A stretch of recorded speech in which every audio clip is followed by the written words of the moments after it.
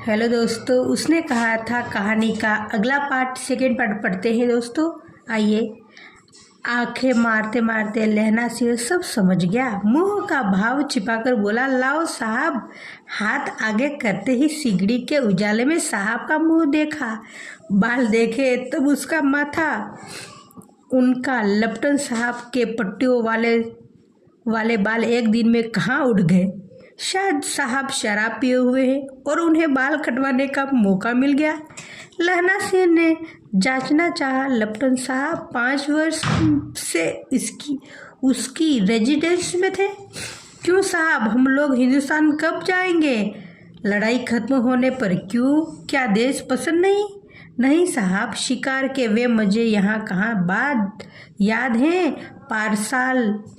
पारसाल नकली लड़ाई के पीछे हम आप जगाधरी जिले में शिकार करने गए थे। हाँ, वही जब आप खोते पर सवार थे और आपका खान सामा अब्दुल्ला रास्ते के एक मंदिर में जल चढ़ाने को रह गया था। बेशक। पाजी कहीं का सामने से नील गाय निकली कि ऐसी बड़ी मैंने कभी न देखी थी। और आपकी एक गोली कंधे में लगी और पुट्ठे में निकली। ऐसे अफसर के साथ शिकार खेलने में मजा है। क्यों साहब, शिमला से तैयार होकर उस नील गाय का सिर आ गया था ना। आपने कहा था कि रेजिमेंट की मेस में लगाएंगे। हाँ, पर मैंने यह विलायती भेज दिया है। ऐसे बड़े बड़े सिंह 2-2 फुट के होंगे। हाँ, लहना सिंह 2 फुट 4 इंच के थे। तुमने सिगरेट नहीं पिया? पीता हूँ साहब, दिया सलाई ले आता हूँ, कहकर लहना सिंह खंदक में घुसा। जब उसे संदेह नहीं रहा था और उसने झटपट निश्चय कर लिया क्या करना चाहिए। अंधेरे में किसी सोने वाले से वह टकराया। कौन है? वजीरा सिंह। हाँ, क्यों लहना, क्या कयामत आ गई? जरा तो आँख लगने दी होती। होश में आओ, कयामत आई है और लपटन की वर्दी पहन कर आई हैं। क्या? लपटन साहब या तो मारे गए हैं या कैद हो गए हैं। उनकी वर्दी पहनकर यह कोई जर्मन आया है। सूबेदार ने इसका मुंह नहीं देखा, मैंने देखा है और बातें की। सोहरा साहब उर्दू बोलता है, पर किताबी उर्दू, और मुझे पीने को सिगरेट दिया। अब मारे गए धोखा है या सूबेदार कीचड़ में चक्कर काटते फिरेंगे या यहाँ खाई पर धावा होगा, उधर उन पर खुले में धावा होगा। उठो, एक काम करो, लपटन के पैरों के निशान देखते देखते दौड़े जाओ। अभी बहुत दूर न गए होंगे। सूबेदार से कहो कि एकदम आवे। खंदक की बात झूठी है। चलो जाओ, खंदक के पीछे से निकल जाओ। पता एक तक न खुद के देर मत करो।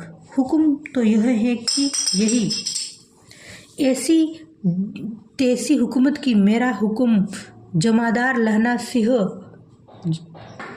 अरे दोस्तों, देखो आगे क्या होगा और देखते हैं। ऐसी हुकुम की मेरा हुक्म। जमादार लहना सिंह, जो इस वक्त यहाँ सबसे बड़ा अफसर है, उसका हुक्म है। मैं लपटन साहब की खबर लेता हूँ। देखो दोस्तों, कहानी कितनी मज़ेदार है। पर यहाँ तो तुम 8 ही हो। 8 नहीं, 10 लाख। एक अकालिया सिख 1.25 लाख के बराबर होता है। चले जाओ। लौटकर खाई में मुहाने पर लहना सिंह दीवार से चिपट गया।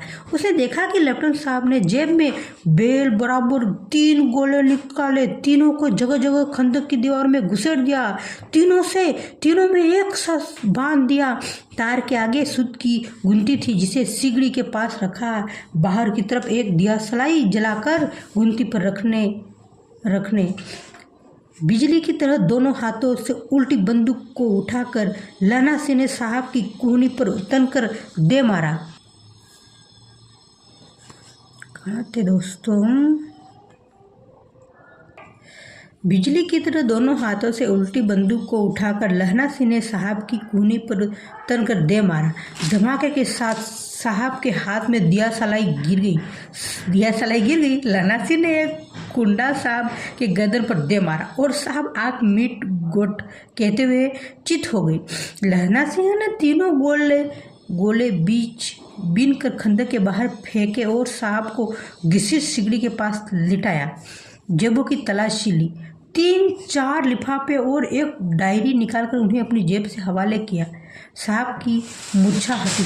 लहना सिंह हंसकर बोला, क्यों लेफ्टिनेंट साहब, मिजाज कैसा है? मतलब कैसा है मिजाज आपका?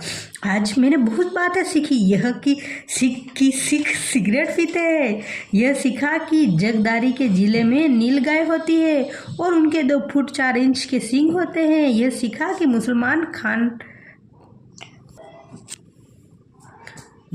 खान शाम मूर्तियाँ पर जल चढ़ाते हैं, लेफ्टिनेंट साहब खोते पर चढ़ते हैं। पर यह तो कहो, ऐसी साफ उर्दू कहाँ से सीखी? आए हमारे लेफ्टिनेंट साहब तो बिना डेम के 5 लफ्ज भी नहीं बोला करते। लहना ने पतलून की जेबों की तलाशी नहीं ली थी। साहब ने मानो जाने से बचने के लिए दोनों हाथ जेबों में डाल दिए, जैसे अपन दोनों हाथ जेबों में डाल देते, उन्होंने भी दोनों हाथ जेबों में डाल दिए। लहना से कहता गया, चालाक तो बड़े हो, पर माजे का लहना इतने बरस लेफ्टिनेंट साहब के साथ रहा है, उसे चकमा देने के लिए 4 आंख चाहिए। 3 महीने हुए। एक तुर्की मौलवी मेरे गांव में आया था, औरतों को बच्चे होने के ताबीज बांटता था। लोग पहले भी तो ताबीज बांटते थे, आज भी शायद पता नहीं, और बच्चों को दवाई देता था। चौधरी के बड़े के नीचे मजा बिछाकर हुक्का पीता रहता था और कहता था, जर्मनी वाले बड़े पंडित हैं, वेद पढ़ाकर उसने से विमान चलाने की विद्या जान गए हैं, गौ को नहीं मारते, हिंदुस्तान आ जाएंगे तो गौ हत्या बंद कर देंगे। मंडी के बनियों को बहकाया था और डाक खाने से रुपये निकाल लो, सरकार का राज्य जाने वाला है। डाक बाबू पोल्हूराम भी डर गया था। मैंने मुल्ला जी की दाढ़ी मूछ दी थी और गांव के बाहर निकल कर कहा कि जो मेरे गांव में अब पैर रखा तो साहब की जेब में पिस्तौल चला और लहना की जांघ में गोली लगी। इधर लहना के हेनरी मॉनिटरिंग के 2 फायरों ने साहब की कपाल क्रिया कर दी। धड़ाम सुनकर सब दौड़ आए। ठीक है दोस्तों, आज इतना ही।